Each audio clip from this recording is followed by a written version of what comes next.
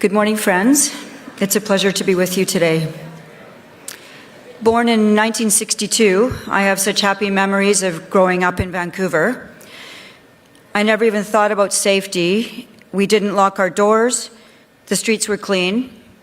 We were taught not to be litter bugs. I knew all the people in my neighborhood, and I played with the kids on my street. I could walk alone when I was little, ride my bike anywhere I wanted to go, and take the bus downtown with my friends. We didn't have a care in the world. I don't have any recollection of my parents warning me about the dangers of going downtown. Alas, this life now seems to be a thing of the past. I don't need to tell you this. The British Columbia we once knew is slipping away, and the situation is dire. From Prince George to Fort St. John, from Kamloops to Abbotsford, the same story is told again and again. Our downtowns, our neighborhoods, our parks, overrun by drugs, crime, and disorder.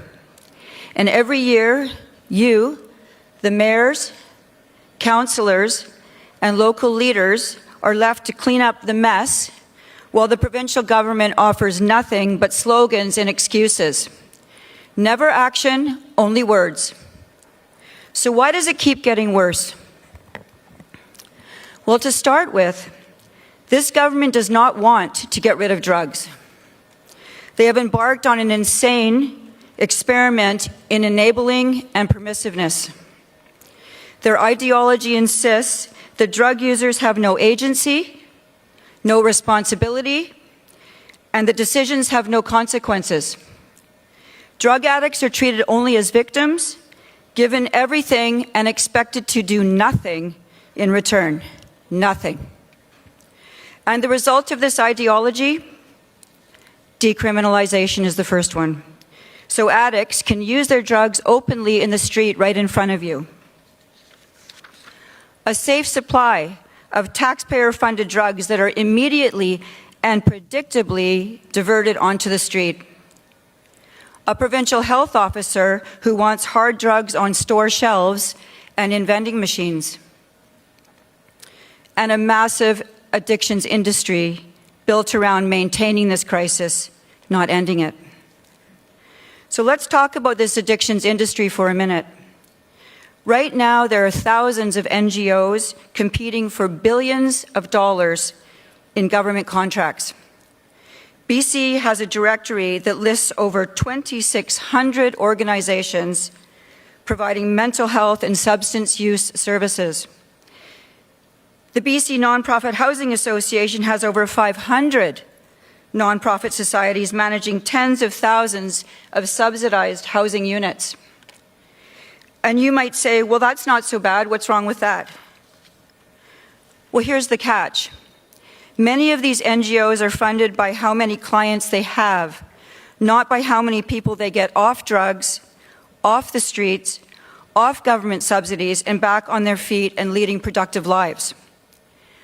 Obviously, when you pay NGOs by the number of clients they have, you create a perverse incentive to keep client numbers up rather than bringing them down. A One BC government will reset the objective. No more mass enabling and crisis management.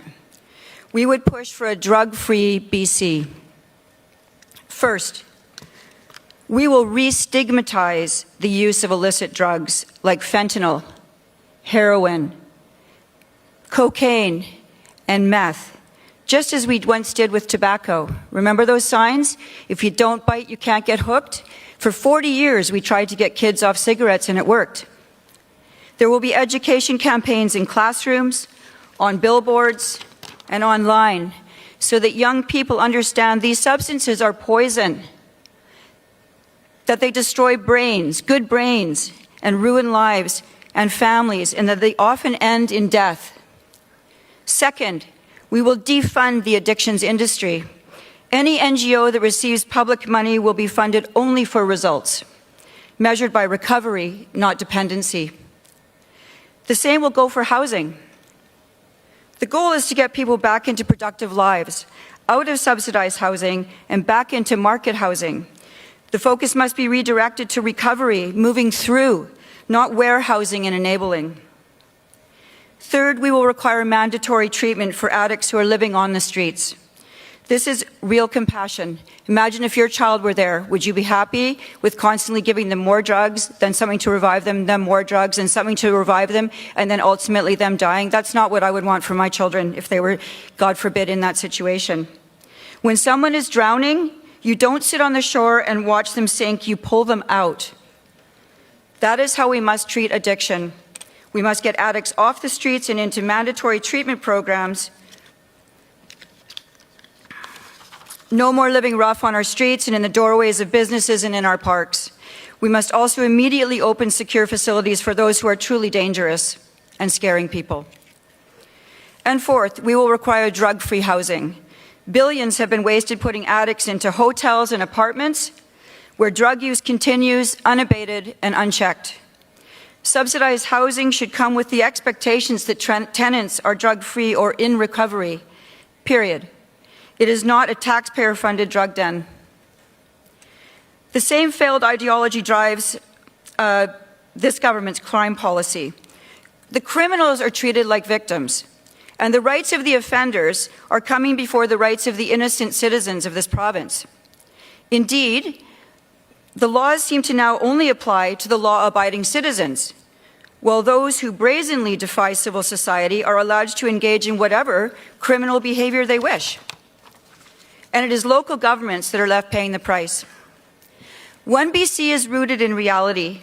Crime is destructive, and criminals are responsible for their actions. A One BC government will act. We will put more beat cops on the street to deter petty crime, graffiti, human waste, broken windows. Small crimes matter because when they go unchecked, they lead to bigger crimes. We know how that goes. Whatever you allow, you get more of. We will hire more prosecutors, judges, and court staff to process offenders quickly.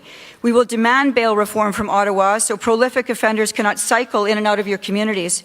Not just violent offenders, any repeat offender. Property offenses are bad too. People keep wanting to say only violence matters. No, a property offense is violence if someone's come into your home. Any repeat offender who habitually violates the law must face real consequences. We will push for stronger sentencing for repeat criminals. Consider this fact. In Kelowna, just 15 individuals were responsible for over 1,300 police files in a single year. This is insane. That is the broken logic of this government's ideology. And here is the hard truth. The billions of dollars flowing to so-called reconciliation programs is dividing British Columbians. It isn't even helping Indigenous people. Our own research indicates that the NDP has spent $8.5 billion on so-called reconciliation programs since 2017, and what is the result? Life expectancy for Indigenous people has actually dropped by 6 years. That's a well-known fact. Let me take just one example. This year, the Attorney General is spending $20 million to indigenize the justice system, with zero defined deliverables on what that's going to bring to taxpayers. By reallocating those funds alone, we could double the number of provincial court judges in 3 years. And that would make everyone safer, Indigenous and non-Indigenous alike. One BC will also defund this reconciliation industry and instead fund equal justice for all British Columbians. The third pressure crushing your communities is mass immigration.